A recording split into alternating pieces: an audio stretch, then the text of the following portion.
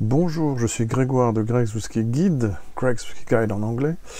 Bienvenue dans cette nouvelle édition à laquelle je suis heureux de participer de la Journée des spiritueux français 2022. Cette manifestation a débuté l'année dernière sous l'égide de Cédric Ferrara de So Whisky et Franck Di Napoli, bien connu sur Instagram. Cette année, c'est un petit peu différent. Le site internet dont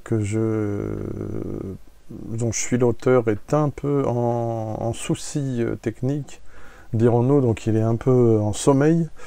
Mais vous trouvez quand même le sujet de l'année dernière, c'est un peu curieux, ça s'est arrêté à peu près à ce moment-là, pour ce qui est des posts significatifs. Je reprendrai dès que je peux. Vous retrouverez quand même le sujet sur la première journée des spiritueux français sur ce site, mais surtout maintenant je suis sur YouTube la plupart du temps pour vous parler whisky essentiellement, mais parfois aussi d'autres choses, d'autres spiritueux et même de musique. Et donc pour cette journée 2022, donc je participerai, j'enregistre ceci en avance pour le diffuser le 31 mars. Journée des spiritueux français. J'interviendrai également sur Instagram et sur LinkedIn principalement, voire aussi sur d'autres réseaux. Voilà, je n'ai pas 15 000 bouteilles sur la table comme les dernières, j'en ai juste 1, 2, 3, 4, 5, 6, 7. Juste pour illustrer brièvement mon propos, et bien sûr je vous renvoie à la vidéo qui est plus longue de l'année dernière, ainsi que à différentes vidéos que j'ai faites sur les whiskies français notamment. J'en ai fait aussi une sur le cognac, je crois, je sais plus si c'était en français ou en anglais. J'alterne les deux langues, parfois les deux dans la même vidéo, c'est pas facile. Qu'est-ce que je peux dire? Je voulais vous parler de l'excellence française. On est dans une situation vraiment d'explosion, de floraison, c'est le cas de le dire, de produits français en matière de spiritueux. Bien sûr, nous sommes le pays du vin avant tout, mais un des pays références du vin dans le monde, si c'est pas le plus important, évidemment, on va pas faire cocorico tout le temps, mais enfin, en tout cas l'un des plus prestigieux. Et d'ailleurs, certaines des choses sur la table sont tributaires de la production de vin, bien sûr, même la moitié pratiquement.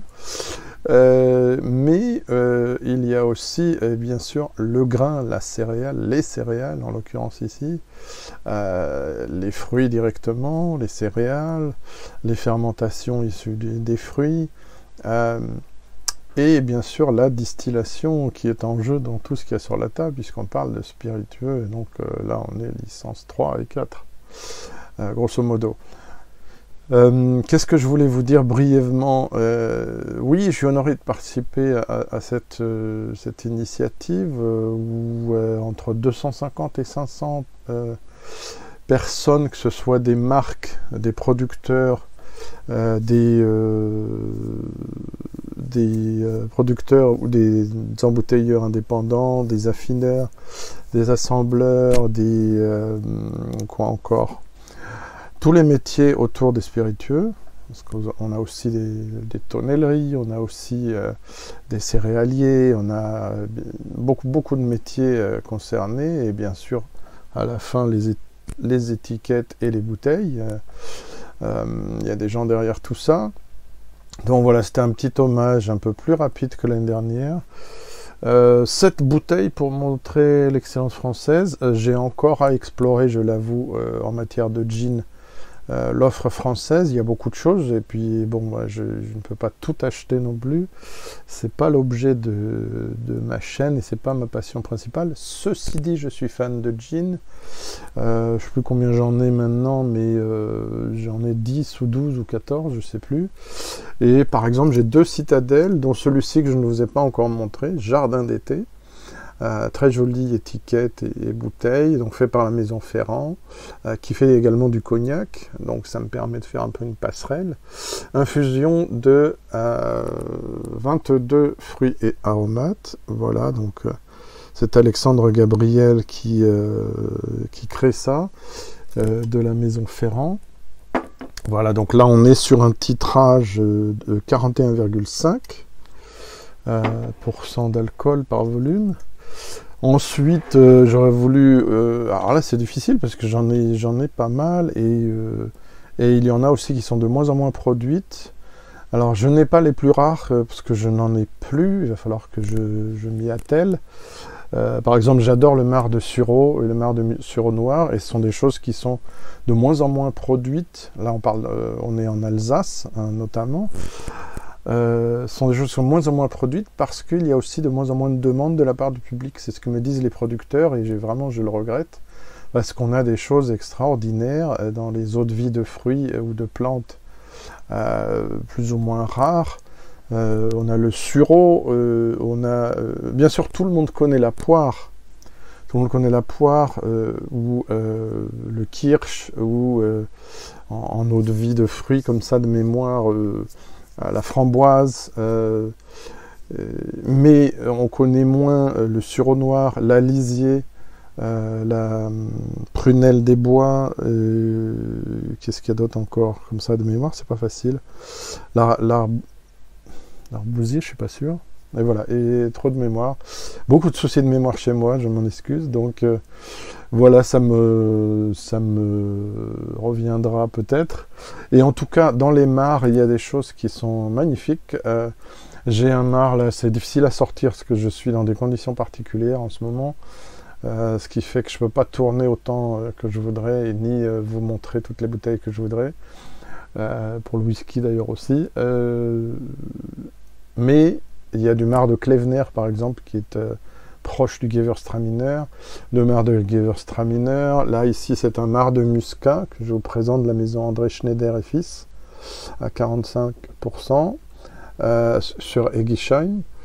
Donc voilà, 45% pour moi c'est vraiment le degré idéal pour les eaux de vie de fruits, pour les laisser s'exprimer de manière voilà, suffisamment puissante pour aussi assurer leur fonction de digestif. Marc de Muscat, marc de... Qu'est-ce qu'il y a d'autre aussi? Je sais plus, voilà. C'est comme ça, même en refaisant plusieurs fois la vidéo, je sèche. Donc en tout cas, voilà, ne négligez pas quand vous allez chez un producteur, ça que je voulais dire, alsacien de vin, qui fait des Gewürztraminer, des Pinot Gris, des Pinot Noirs, des Edelsviker, des Sylvaner, etc. Ne négligez pas le fait qu'il produit des eaux de vie de fruits souvent de qualité vraiment excellente et qui, sans la demande, ont tendance à être progressivement supprimées du catalogue de beaucoup de ces maisons, et c'est vraiment dommage. Il y a des choses magnifiques. Mais j'en reparlerai. Ma chaîne est surtout dédiée au whisky et autres éventuellement alcools vieillis en fût. Voilà, vous allez voir des choses en français ou en anglais, on verra. Vous allez voir des choses prochainement sur le cognac et l'armagnac notamment, parce qu'il y a beaucoup de curiosité de la part de mes spectateurs, et curieusement plus de la part des étrangers que des Français, alors que l'armagnac, par exemple, que j'ai ici un Darroze, encore une fois, je suis désolé, mais c'est une maison que j'aime beaucoup. J'ai quelques autres marques d'armagnac, mais c'est celle-ci qui se détache. Là, on a un 86 Domaine de Bertruc, 2013 l'embouteillage, et 44,2. Et donc là, on est sur 27 ans d'âge. Vraiment un travail remarquable. Baco uniquement ou Uni Blanc? Uni Blanc et Baco. Voilà, beaucoup de détails dans ce qu'il y a avec les bouteilles. On parlait de fruits tout à l'heure, bien sûr, les Calvados. Là, c'est le Vénérable de chez Roger Groux, que j'apprécie beaucoup, qui a plus de 18 ans d'âge. Oui, je ne trouve pas forcément ce que je veux tout le temps, et aussi c'est pas toujours donné en rhum français vieilli. Mais voilà, j'apprécie toujours cette marque de bon rapport qualité-prix que j'ai dû vous montrer. Je sais même plus s'il est disponible, je le vois plus trop. ou si la recette a changé, c'est le Saint James XO. Sinon, bien sûr, vous avez le 15 ans, et puis vous avez des très belles bouteilles quintessence et l'essentiel notamment, que je vous recommande si vous avez un peu plus de moyens. Là, on n'est même pas à 35-40 euros. J'ai oublié de parler des prix. Bon, je suis pas là pour... ça, c'est un peu plus cher dans les 70, si mes souvenirs sont bons. Ça, c'est une trentaine d'euros, vous vous rendez compte, pour un travail pareil. Ça, c'est moins. Le gin, ça, c'était dans les 70 et quelques. C'est un peu un miracle. Ça devrait être plus cher. Oui, alors, voilà. Vous pouvez pas ne pas parler de cognac. Donc transformation, distillation de vin, vous avez l'Armagnac distillé une fois et le cognac distillé 2 fois. J'explique ça un peu plus longuement dans la vidéo précédente, mais celle-ci va être de 10 minutes au moins. Voici un petit bijou que j'ai en plus eu l'occasion d'assembler avec d'autres lors d'une séance spéciale il y a quelques temps, il y a longtemps, il y a 10 ans, mais avec Guilhem Gros-Perrin, et ça bien sûr j'étais à l'acheter sur place, il a été soutiré directement du fût. Cognac Grande Champagne numéro 72, ça signifie que c'est de 1972. Voilà, 55,4, 41 ans d'âge, c'est un bijou. Je le chroniquerai un jour, forcément. Vous avez sa note de dégustation en ligne sur mon site. Si vous tapez voyage au pays du cognac, voilà, ou si vous tapez Sainte, vous allez forcément tomber dessus. Last but not least, désolé pour l'anglais, le dernier, mais pas le dernier dans mon cœur. Pour parler whisky, j'ai choisi de faire une bière 3 coups, c'est chose dire, en vous parlant d'une superbe distillerie, la distillerie Epp en Alsace, et encore en Alsace, région phare. Je parle moins de Bretagne cette fois-ci, désolé, mais j'ai tellement parlé de whisky breton que j'essaie de rééquilibrer un peu. Assemblage, alors celui-ci est sold out, mais il y en a d'autres. J'ai hélas pas encore pu goûter. Donc assemblage, c'est le nom de la gamme. Collection numéro 1 ou numéro 2, 3, etc. C'est le nom de la version. Et c'est fait par Émeric Roborel de Climens, négociant affineur, qui présente aussi ses propres whiskies, par ailleurs, dont je vous ai beaucoup parlé déjà. Et Cédric Nadet de la Maison Mounique. Donc Cédric et Axel Nadet, qui sont des négociants, également assembleurs, voilà, qui font aussi du gin, qui font de la vodka, font pas mal de choses, qui me restent encore à découvrir. Et voilà, ça c'est un des bijoux que j'ai chroniqué il n'y a pas très longtemps en anglais. Voilà, j'aurai l'occasion de reparler de tout ça en français. Voilà brièvement, petit survol de la production française dans son excellence, à mon avis en tout cas. Il y a bien d'autres choses, évidemment, mais voilà, vous avez vraiment des trésors, donc faut pas hésiter à aller à la découverte des producteurs quand vous pouvez voyager sur place, bien sûr, et autrement, dans les salons ou tout simplement en discutant avec votre caviste. Et quand c'est un bon caviste, il va vous conseiller des bonnes choses dans toutes ces catégories et dans d'autres. Nous produisons beaucoup de choses. Il y a des choses splendides à l'étranger, bien sûr, et je vous en parle beaucoup, ce qui est écossais, irlandais, japonais et autres. Mais notre terroir est important. Il est extrêmement marqué, bien sûr, sur le vin et les eaux de vie, certaines eaux de vie en particulier, mais il est de plus en plus marqué sur le whisky, puisqu'on a beaucoup de distilleries artisanales qui font des choses très locales. Donc voilà, il faut leur rendre hommage et les découvrir. Aujourd'hui, je suis ici avec ma casquette de dégustateur, blogueur, vlogueur, instagrammeur depuis peu, etc. Mais à une autre occasion, je vous reparlerai de mon autre casquette, qui est celle d'assembleur. Alors, assembleur amateur de 2005 à 2020, avec plus de près de 69 assemblages maison, dont certains ont participé à des événements particuliers, et mon premier assemblage en tant que consultant pour une distillerie française en 2021, qui sort progressivement sur le marché. C'est un peu compliqué.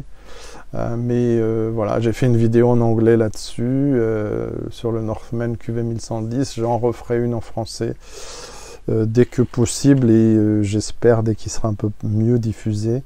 Voilà, on est à la recherche de cavistes, de différents CHR, etc. pour pouvoir moi le distribuer. C'est important pour moi, c'est mon premier bébé et mon CV liquide en tant qu'assembleur, si j'ose dire. Donc voilà, je suis un peu fébrile là-dessus, ça peut se comprendre. Je vous en reparlerai séparément. En tout cas, en attendant, voilà, découvrez, explorez les trésors français en matière de spiritueux. Il y a vraiment un choix extraordinaire, plus de 82 producteurs ou négociants ou maisons françaises liées au whisky par exemple. Il y en a des centaines aussi, alors qu'ils se réduisent ensuite à moins. Il y a plus de 500 producteurs de cognac et qui ensuite envoient leur travail à des marques un peu plus connues, mais il y a aussi des artisans, voilà, des maisons plus petites mais qui font des choses magnifiques. Après il y a des maisons plus importantes bien sûr qui produisent d'autres spiritueux ou ces mêmes spiritueux, mais voilà, il y a de quoi faire, donc allez explorer. Et puis à bientôt, bonne journée des spiritueux français, et à bientôt sur ma chaîne et sur les autres, et voilà, et bonne année 2022 si j'ose dire à tous les producteurs de whisky et d'autres spiritueux français. Merci beaucoup et à bientôt, au revoir.